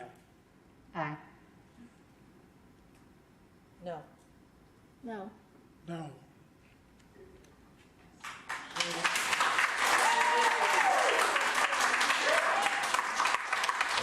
Mr. Chair, if I may, just for the purposes of the clerk, if I could, did the clerk record the vote there? I had a 4-3 nay. Do we need to know the members that voted that, or did you get that? I got it. You got it. Okay. Just wanted to clarify that for the record. I would ask the Assistant City Attorney as well, do we need then in this instance, because the motion was for approval, to hear the stated reason for not supporting it? Or that was No, if the motion would have been for denial? I don't believe we need to do that. Basically, what happened there is that the motion failed, so that floor is now open for another motion.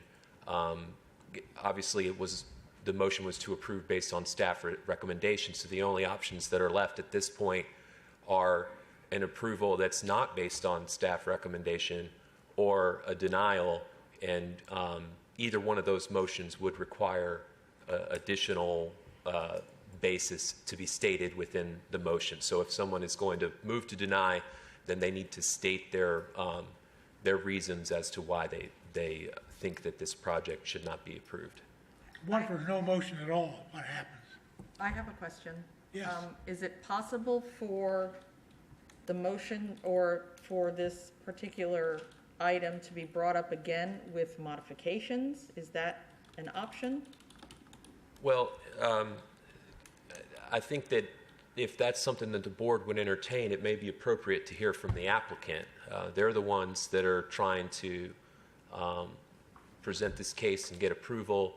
If the board's open to allowing approval with certain conditions, it may be something that they might be open to discussing, or they may even wish to request a postponement in the case.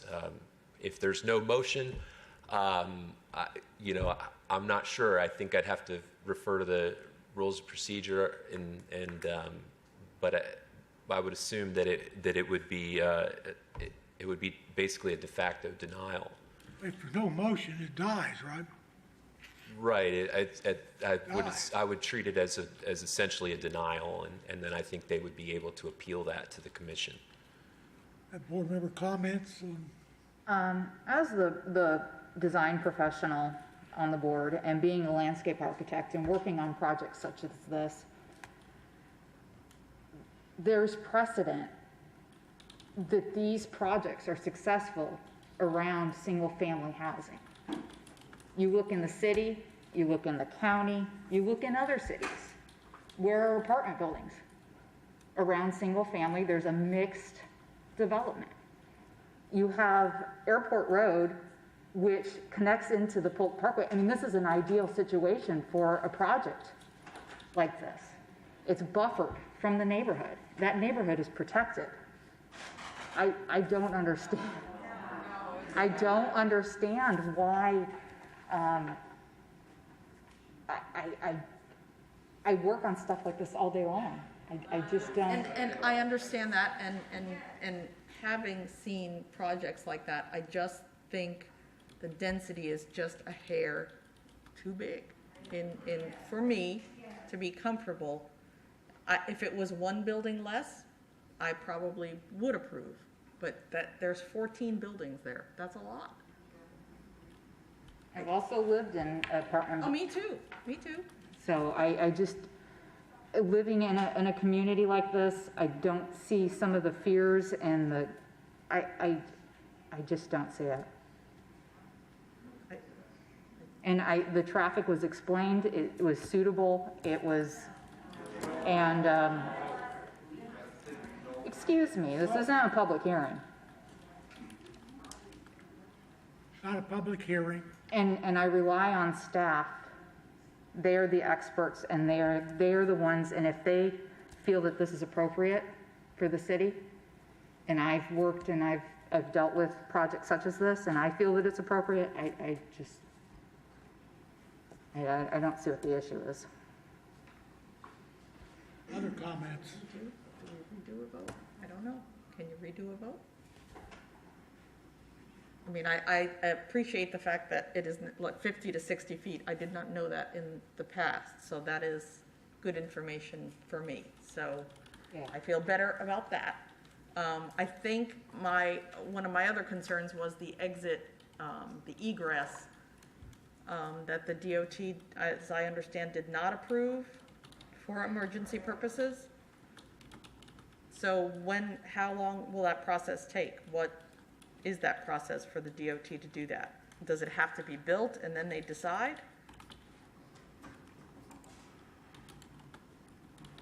For the record again, Chuck Barnby, Community Economic Development. At this point, all of the analyses that have been conducted do not assume that there is a driveway connection on Airport Road. That would be something that would get worked out during the permitting process for the development. I would say that the way our staff conditions were written is that we would have some flexibility to develop a cross connection with the property to the south, but that requires several steps in the process and requires a separate DOT approval. So we wanted to provide flexibility in the staff condition, but by no means did we also want to assume that that was going to happen because of DOT's repeated denials of that connection.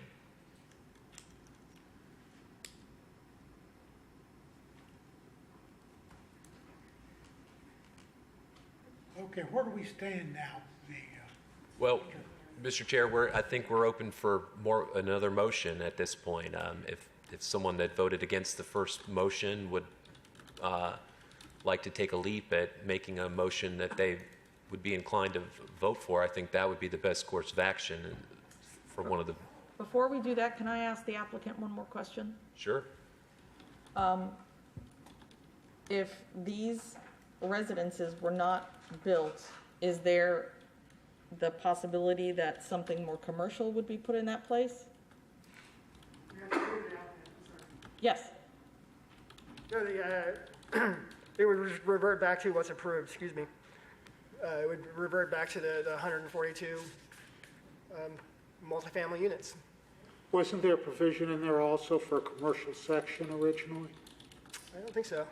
No, it was changed from commercial to this, but they would have to request another modification to come back to commercial.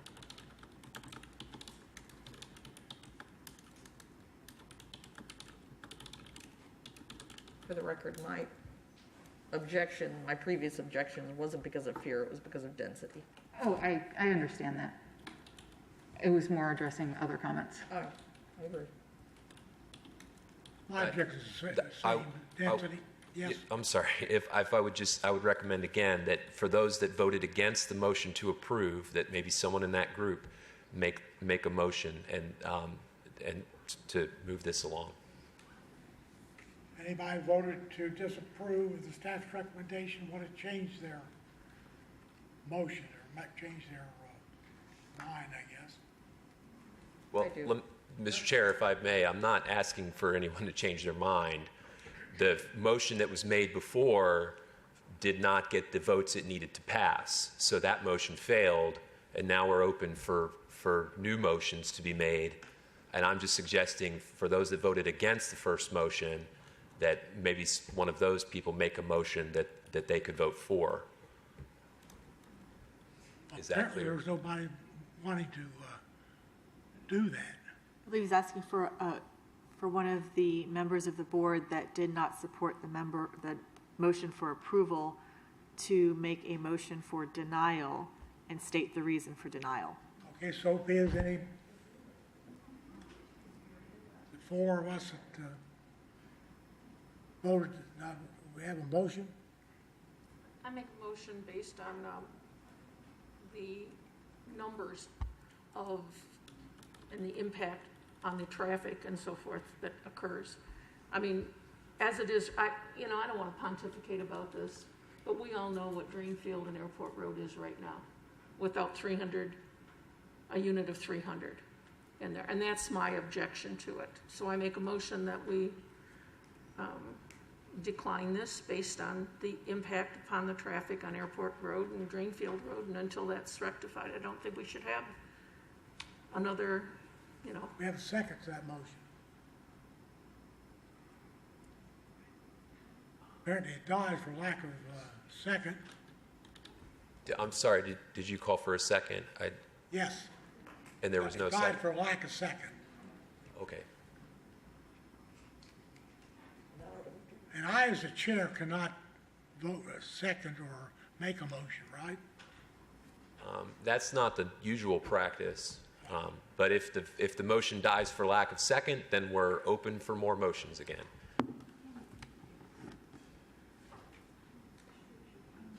Are there any more motions, one way or the other? Apparently there are none, so Well, the issues. It was a little unclear to me whether or not the board heard the motion. I'm not sure if maybe restating the motion could help, and if anyone wants to make a second to it. As I understood the motion, it was a motion to deny the project based on the density and the concerns regarding traffic. Is that correct? Okay, so there's a motion out there for denial based on density and traffic concerns, and is there another board member that would like to second? I can second that, if that's the motion she was making, yes. Okay, it's been moved and seconded. All those in favor of the motion, signify by saying aye. Aye. Maybe we better have a roll call vote. Those in favor? Aye. Nay. Nay. Nay. Aye. Aye. So the motion fails. So what does that mean? Yeah, I believe that if there's no action, then typically what happens is the matter is postponed to the next meeting. I don't know that there's another action that could be taken. If a motion could be made with a different basis or maybe a different condition that it may be approved. Well, if one of the board members that voted negative wants to change it and make a motion that we do accept the staff's recommendation, that is, the voters from the negative can vote, do it again and bring them another motion that it be approved. Am I correct in that? That's the way I understand it. The members of the board can vote on each motion in whichever way that they wish. I mean, that motion was already previously made and it did not pass. So, but if it were made again, I Well, don't it has know. to be a member of the party that voted against it. If I could make a suggestion, a possible motion could be to delay action And that would allow the applicant to consider if they would entertain any changes to the request and then bring that back to the Planning and Zoning Board. I move that we delay the action. Second. Then move to second, we delay this action to next month. I would ask the applicant if they believe that's enough time, or if they even want to entertain coming back with a different request or modified request. Very good. All those in favor of the motion, signify by saying aye. Mr. Chair, before we call for the vote, can we hear from the applicant on whether or not they're open to modifying the plan or doing anything to address some of the concerns that the board discussed today, if a postponement would be in order? If they're not open to a postponement, it would be my recommendation that the board go ahead and deny the application. That would give them the opportunity to simply appeal to the City Commission and bring some finality to the project, at least to the decision in this process. So I think it'd be appropriate just to hear from them on those things. Thank you. Mr. Campbell, come down front to the firing line.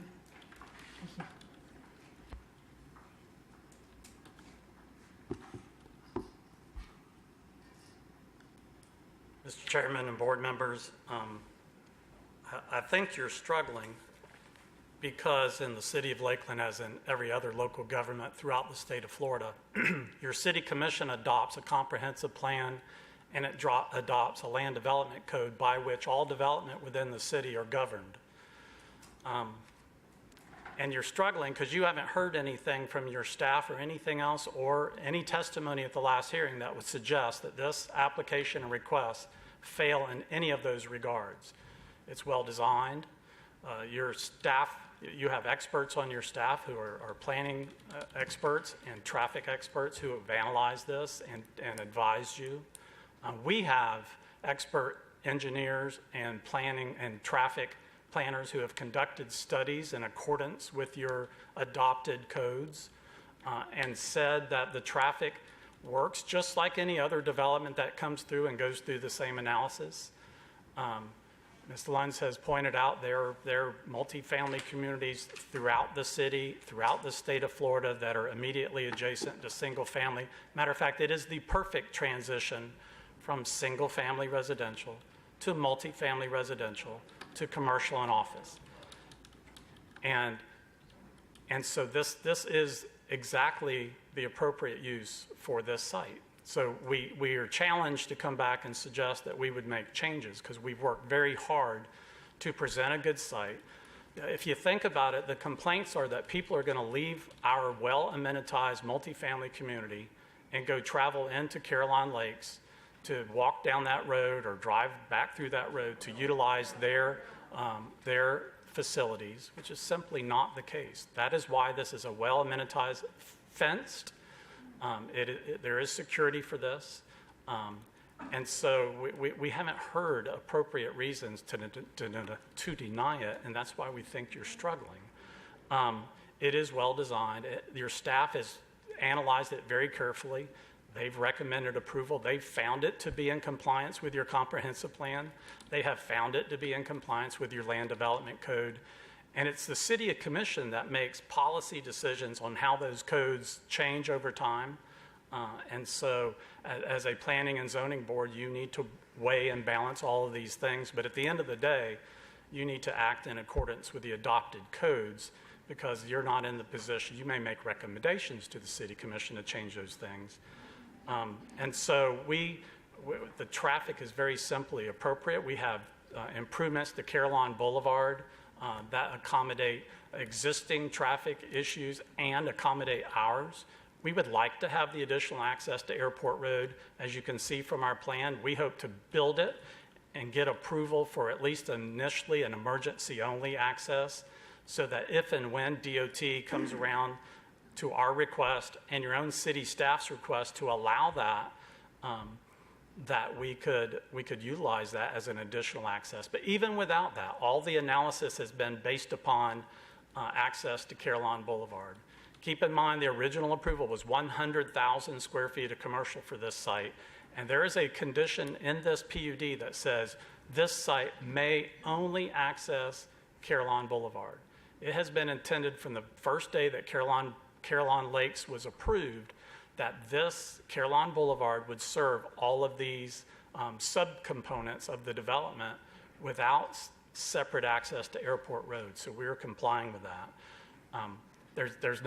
We can't do anything with the traffic. It is what it is, and it is appropriate. We could reduce a building number, but we explained in the initial hearing, and not only through, we have our engineer here who could address that. We have our traffic planner here who has provided an expert traffic study upon which your staff's recommendation is based. So we could reduce by a building. The density is very important. I've had conversations with other engineers in town because of this issue and because of some of the comments from the first hearing. And a 300-unit multifamily community is an appropriate size. You want economies of scale to be able to have the amenities to provide to all of the residents of the community, to have the improvements that are necessary. And so while we could remove a building, so there are less buildings, we would still need the 300 multifamily unit allowance.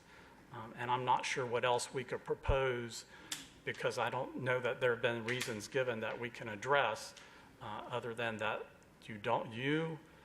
notwithstanding a professional traffic study and your staff's own advice that traffic issues have been properly addressed, and notwithstanding your advice from your professional planning staff that this is located within an IAC, Interchange Activity Center, in which this density is supported, and the obvious that there aren't multifamily communities in this West Lakeland corridor along Airport Road, but there is certainly growing significant need for it. We don't know what else we could propose that would be different. We've listened to the first hearing. They had multiple meetings with the Caroline Lakes community before we ever applied, and we listened and we tweaked some things, and we have it fenced. It's well designed. We have significant buffer to the west. That wetlands is not going away, and so we're confident that this is an appropriate proposal. And if there's something we could do to tweak that would make it work, we would, but we can't reduce the unit count, because that's a very important part of the business plan that makes this community work. I told you in the last hearing, if that townhouse stays in place, we've all seen townhouse communities that are not well kept, and that's because you can't go in with the infrastructure with 142 townhouse units that could be rental, and then they're not well maintained. That is a benefit of a single-owned multifamily community, that there is a management company and an owner that maintains this, and if there are people there that don't belong there or they misbehave, they kick them out. That's the beauty of this type of use at this location, right off the intersection of the Polk Parkway and Airport Road. And so we will listen if there's any specific request or proposal. You're against the delay. Excuse me? You're against any delay then. A delay is not going to affect. I don't know if there are discussions. There's a motion on the floor that we delay this. I understand. So the council's asked your opinion. Would that help if you had a delay to change things? You say that you can't change what you got now, right? We could do this in one less building, but we would still need the count, and I don't know if that is something that's sufficient to address the concerns. I have a question for the applicant.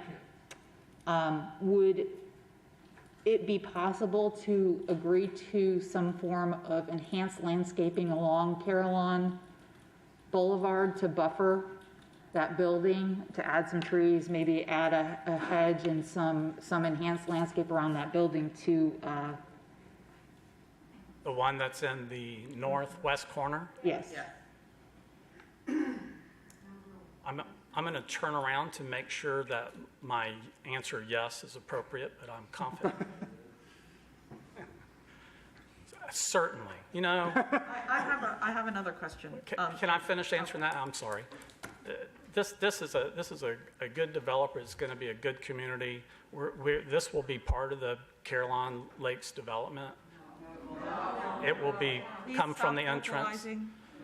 And so they're mindful of this. The design has been mindful. There's a lot of landscaping coming along Caroline Boulevard now, but yes, they would be willing, because we've heard the concerns about specifically that building and how it is deeper into the site, to do some additional buffering in addition to the fence that's there, to make sure it's even greater buffering from the road.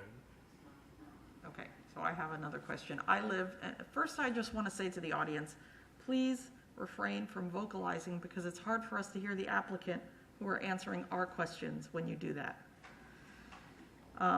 My question is what you said about the density, that if you removed a building, it would not alter the 300-unit plan. Is that correct? Yes, ma'am. Okay. And I live within 200 yards of 3 apartment complexes, so the fear for me is not there. There is nothing that affects my homeownership in regards to the apartments being there, so that's not my issue. But if your density will not be changed, if you did remove a building, you would just put the units in the other buildings, is that correct? That's correct. And make them larger instead of pieced as they are. Thank you.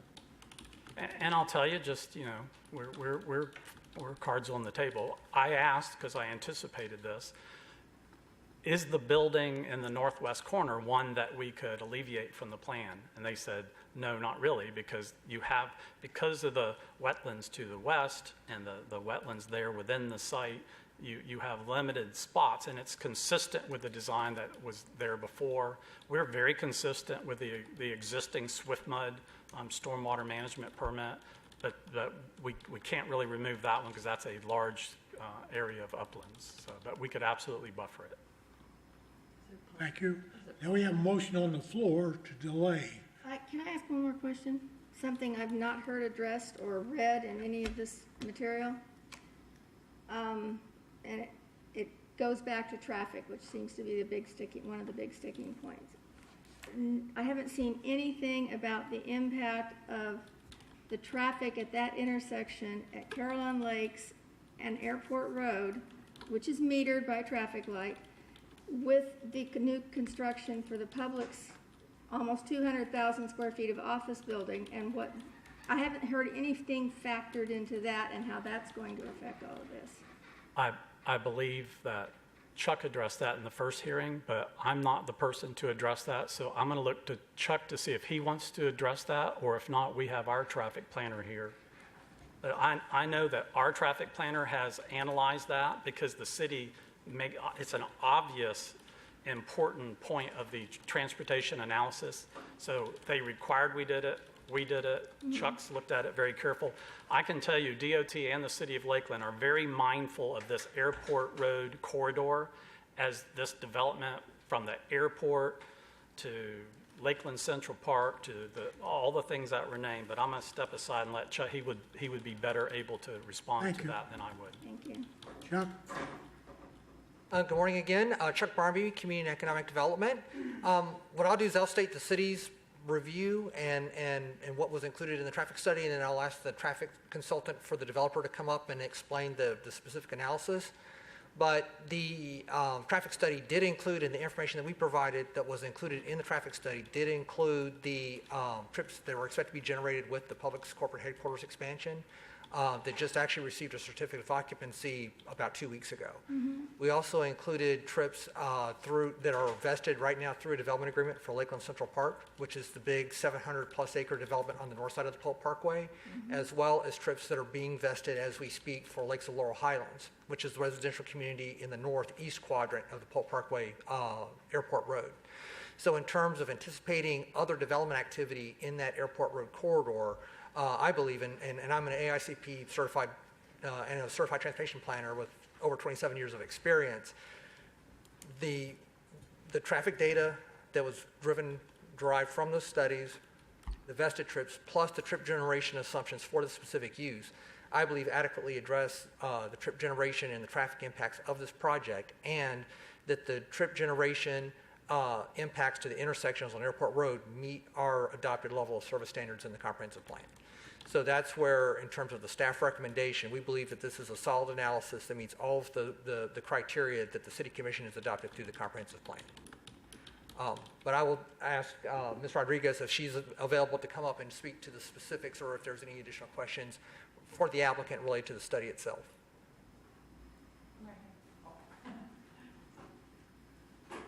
Hi, Elizabeth Rodriguez, 18156 Sandy Point Drive, Tampa, Florida. Gosh, Chuck kind of, stole my thunder a little bit, because I was going to say exactly what he said. He gave us a list of approved but not yet constructed or soon to be approved developments in the corridor, and also gave me excerpts from those traffic studies. And so I kind of did kind of a layered traffic study where I took the counts, and then on top of the counts, I layered in the traffic from each of those developments that I got from their traffic studies. And then I layered our project traffic on top derived from the ITE trip generation manual that everybody keeps mentioning. That is the industry standard. So you have the background traffic, and then layered on top of the background traffic is each approved or soon to be approved project. Layered on top of that is the project traffic, and that gave me, total lefts, rights, throughs at each approach. And then we ran that through, again, another industry standard, which is Synchro version 9 software, and analyzed the specifically that intersection, but also, the links with and without project traffic to see the impact of the project traffic.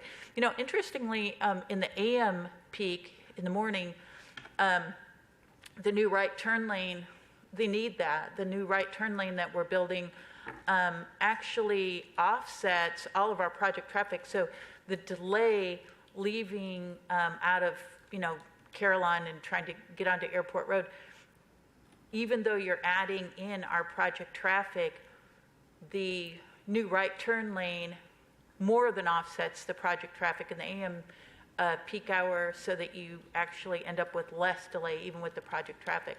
In the PM peak hour, there's a little bit more delay, but you're still at level of service C with and without project traffic, so you're still within, the city's adopted level of service standards with and without project traffic. Did you have any other questions?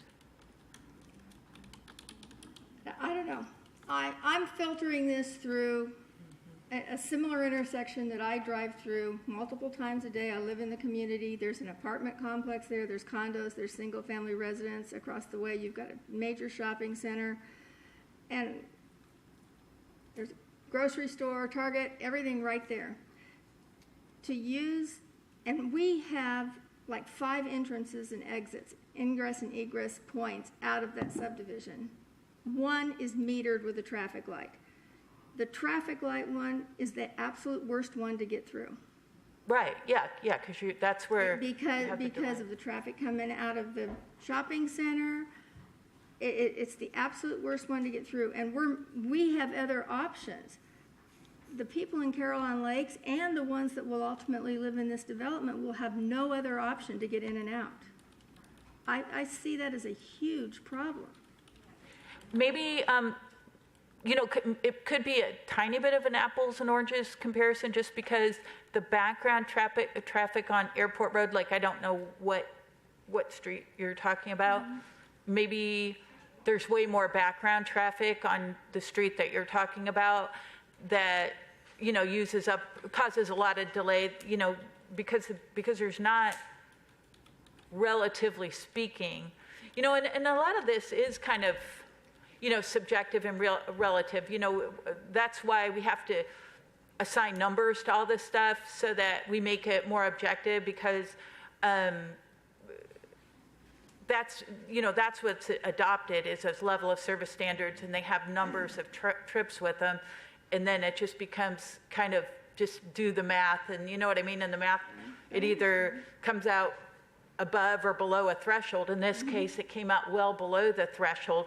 And so it's important to be like, to quantify everything and just look at it in terms of those numbers and not maybe that kind of experience, because maybe when we added numbers to your experience, everything's failing brutally because of, the background traffic is different, or there's some other factor that's different. With all the development that's planned along Airport Road, is it not reasonable to assume that the background traffic will increase over the years? Yeah, and I added that, I layered that all in there. It's still, again, I don't know, you know what I mean? It's hard for me to compare to your situation because I haven't analyzed it. I'm sorry. I've only run the numbers on That's the filter I'm operating through. I understand that, but I would just encourage you to, because everybody's operating, me too, I have a house and live somewhere and the traffic's awful, it's in Tampa, my God, but I can't operate it through that filter. Like, I just have to turn everything into numbers. I run it through the software, it's either below or above the threshold, and in this case, it's well below the threshold. Otherwise, we would be suggesting more improvements than the eastbound right turn lane, but it worked. The numbers worked with the inclusion to finally get around to answering your question, with the inclusion of the vested or soon to be vested background traffic. Thank you. We have a motion we got to dispose of, and that is to delay this future. Can I make a motion to approve based on the condition of the enhanced landscaping of the north building along Carillon Boulevard? We have to dispose of this delay first. Okay. We have to dispose of this delay first, and then we get on to. We have a motion and a second. You could ask the person that made the motion to delay if they'd like to withdraw, and the second could second it as well. I will withdraw the motion for delay. And I will make a motion to. The second. Oh, sorry. Second, okay. And I will make a motion to approve this project, adding the condition that there is enhanced landscaping for the northmost building along Carillon Boulevard. Second. And if I could just point of clarification, are you also adopting the additional staff conditions as well? Yes. In addition to staff recommendations. We have a motion and a second. Any comments? If not, we need probably a roll call vote, starting with this side first. No. Aye. Aye. Aye. Aye. Aye. No. Joint passed Thank you, Mr. Chairman, Board. 5-2. Mr. Chair, I believe that was a 4-3. Is that, did the clerk? It was 5-2. It was 5-2. Okay, I'm sorry. As long as you got it, then okay. What? I don't care.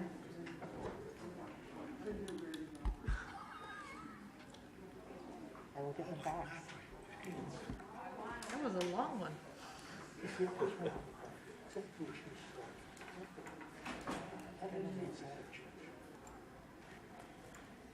I must also make a comment, this will be brought to the city commission. Yes, in December. Okay, we move to the next item. Item 10, plat approval for Villages at Bridgewater Village 12 on 2.73 acres, generally located south of Geneva Drive, west of Village Lakes Boulevard, and north of Bridgewater Lakes Way. Owner, HDP Bridgewater LLC. Applicant, Doug Forney, Chastain Skillman Incorporated. And I need to add, I need to recuse myself on this project since I was the landscape architect. Good morning again. For the record, Joshua Cheney with Community Economic Development. We have two plats for you today, which are both located within the master plan development known as the Villages at Bridgewater subdivision. The engineer and the surveyor are Chastain Skillman Incorporated. The property owner is HDP Bridgewater LLC.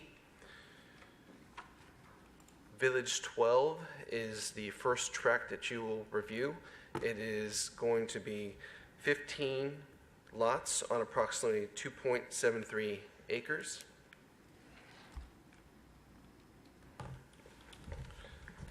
It is located south of Geneva Drive and west of Village Lakes Boulevard and north of Bridgewater Lakes Way.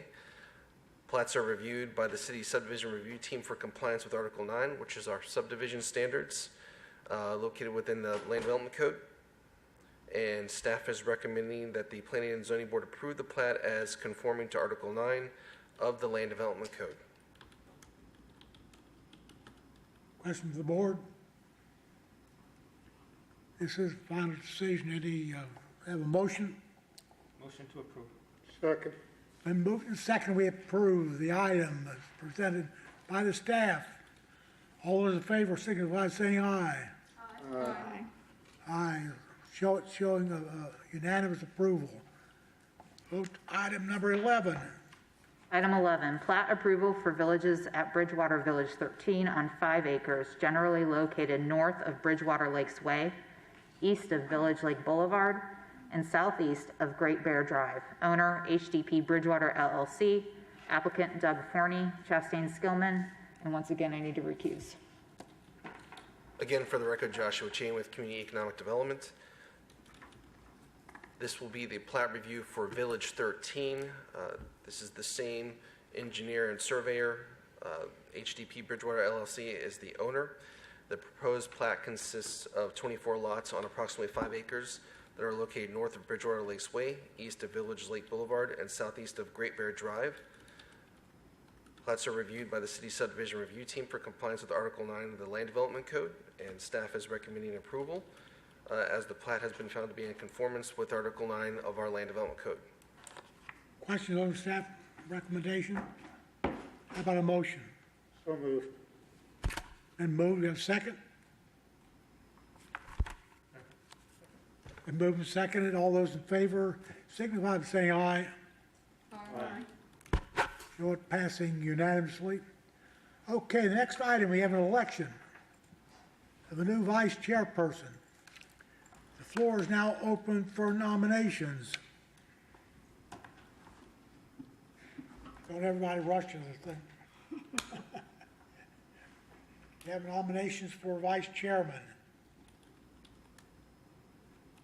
What does the vice chairman do? As vice chair, that person would step in when the chair is not present to run the meeting. So that's generally the primary responsibility. We have a nomination for vice chairman. I guess without nomination, we just appoint somebody, right? Or is there a volunteer? Yes. I'll volunteer, I don't care. What I would really like to suggest that Leanne move up to vice chair. I'm good at secretary right now. Where are we staying now? Vice chair. Yeah. We have a nomination for Lyle Phelps to be vice chair. So moved. So moved. Second. Second. All those in favor signify by saying aye. Aye. Lyle Phelps will be our new vice chairperson. Okay, we move to the report of city commission action on planning and zoning. The most recent item that went before the city commission was for the 2 related zoning actions for the cell tower at Ariana and Hardin, and that was not approved. So that property now remains as multifamily zoned property. So it went before the city commission and it was not Yes. approved? That's correct. And you said, well, yesterday it was a vote of what, It was 3-2. 3-2? Now, that's the same thing's gonna happen with this Carolina Lakes. Go before the city commission and present it. First, they'll have a, read it into the record. The first meeting in December, second meeting in December will be the public hearing. And the vote on, so the issue is not dead. Probably by a long shot. And moving on to new applications for the December meeting, there is a conditional use request for 221 East Main Street. That is the building that houses Nathan's Menswear store. And the conditional use is requesting for a financial institution to locate on the ground floor of that building. There's also a planned unit development request for a multifamily development at 731 Druid Street.